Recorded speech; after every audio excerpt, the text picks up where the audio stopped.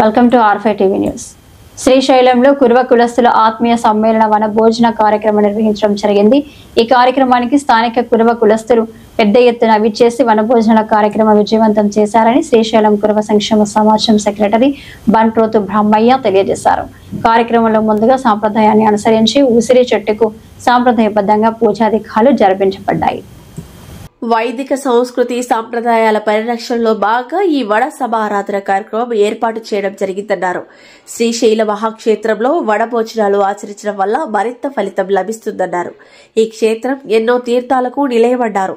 శ్రీశైల మహాక్షేత్రానికి అనాది క్షేత్రం అనే ప్రసిద్ధి ఉందన్నారు. యుగ యుగాలుగా ఈ క్షేత్రం ఎంతో ప్రసిద్ధి చెందిందన్నారు. ఈ భూమండలానికి నాభిస్థానంగా ఈ క్షేత్రం పేర్కొనబడిందని, అందుకే మనం ఆచరించే వైదిక కార్యక్రమాలు పూజాది కార్యక్రమాలలో చెప్పే సంకల్పంలో మన ఉనికిని శ్రీశైల క్షేత్రాన్ని కేంద్రంగా చేసుకుని చెప్పడం జరుగుతుందన్నారు.